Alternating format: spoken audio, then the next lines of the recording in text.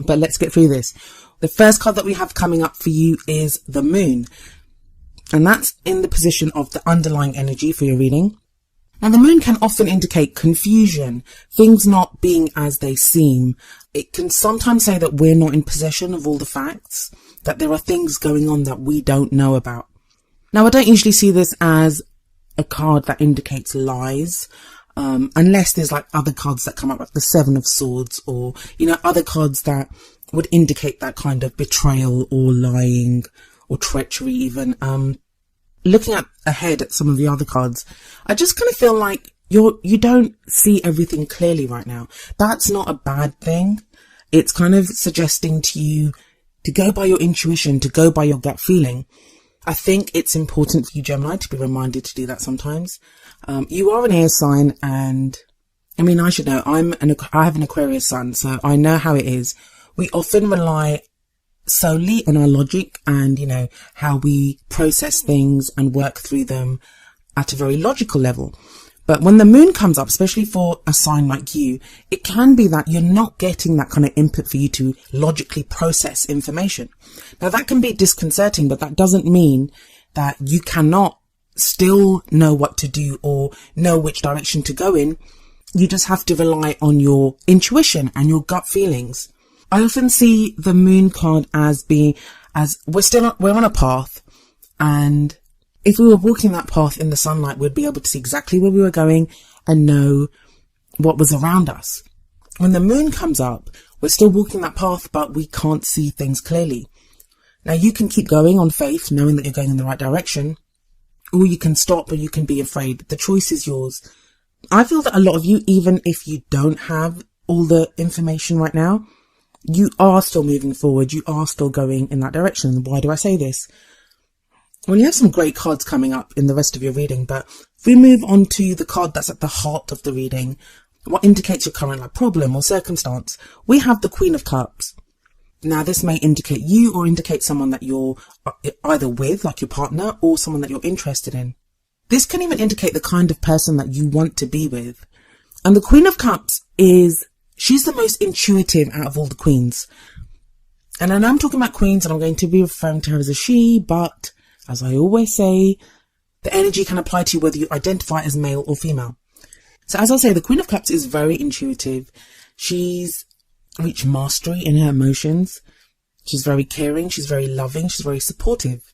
She's a very soft, caring energy.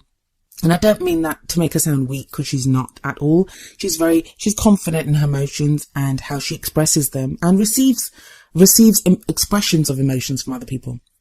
Some of you may be looking for this kind of a lover, someone who's very kind of emotionally expressive, or you may be feeling that yourself now. And it wouldn't surprise me if this is how you are feeling, Gemini, because of the Moon card as the underlying energy. In which case, that's great. You can use, the Queen of Cups, as with all the cards, it can go two ways. The kind of dark side or the negative side of the Queen of Cups is she can get lost in romantic delusions. She can get lost in kind of the more kind of darker emotional aspects. That's always the possibility there. So if you are feeling confused and not really sure of what's going on around you, it can be kind of easier to kind of get lost in illusions and delusions and fantasies. But I kind of feel, especially with the strong cards that come up everywhere else, that this is you kind of accessing your emotions, coming from a more emotional place rather than a logical one, which I actually feel is a good thing for you.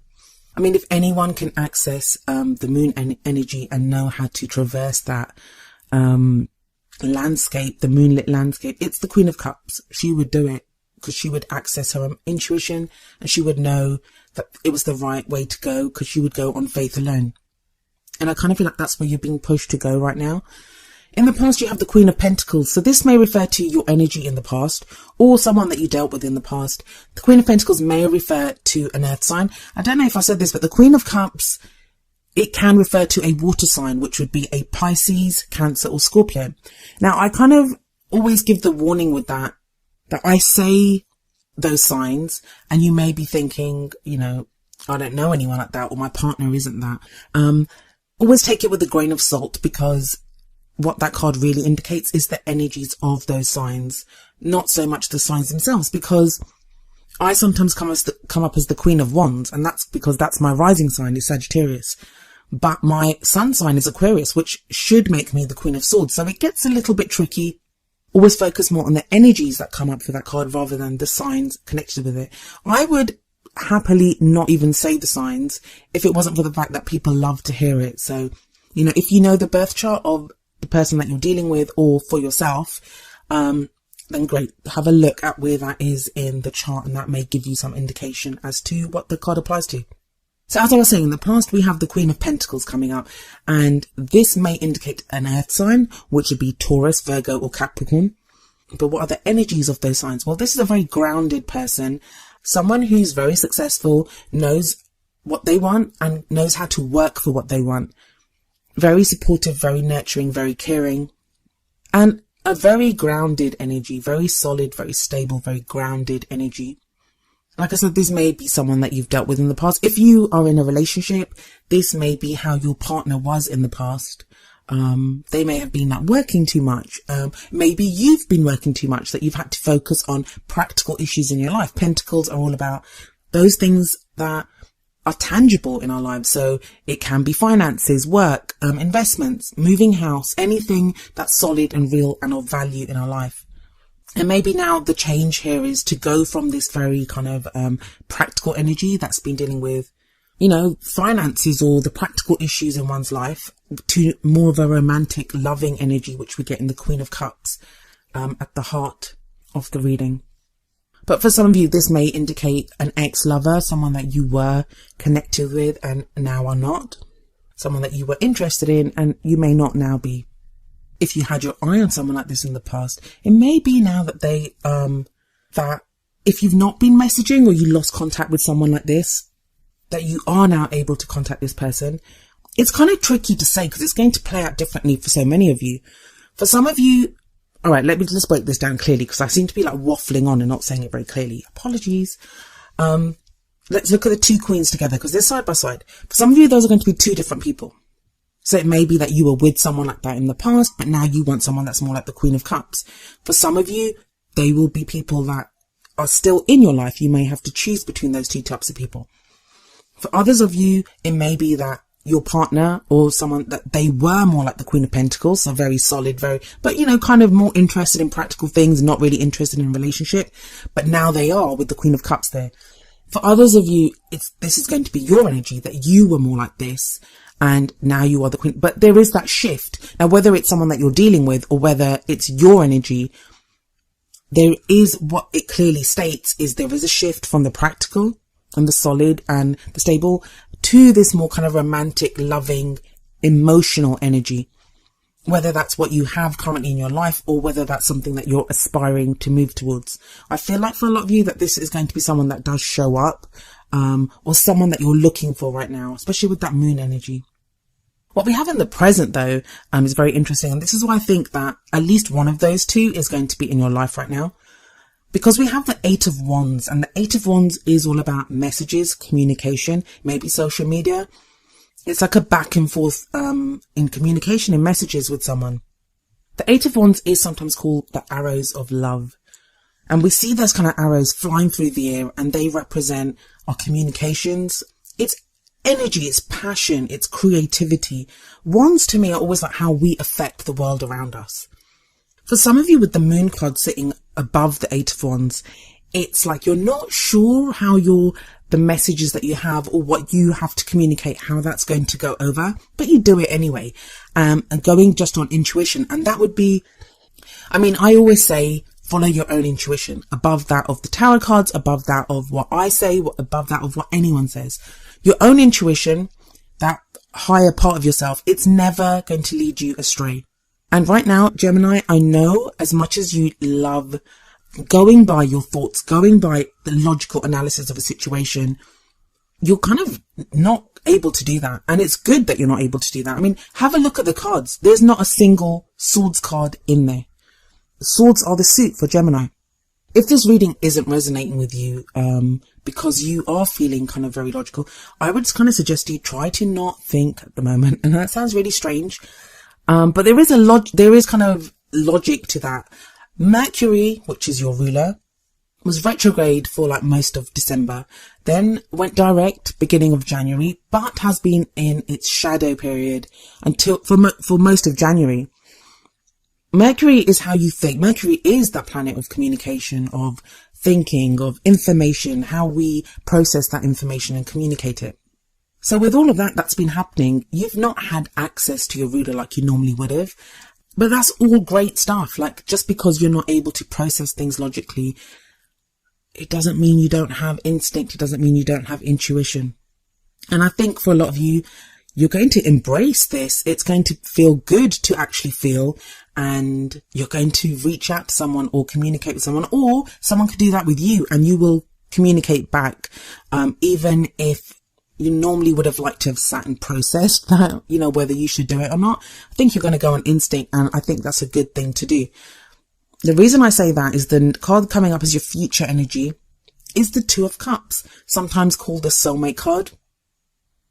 I'm trying to actually use the word soulmates less in my readings, because one thing that I've realized from comments, from questions that I've received, from the personal readings that I do, from the questions that get asked, everyone has a different interpretation of the word soulmate.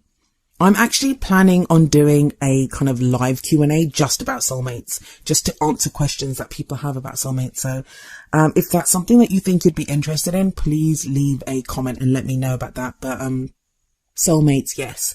The future energy, the reason it comes up is to show you where you could be headed. That if you follow the energies that are coming up, this is the potential future open to you. And I say potential future because no future is written in stone.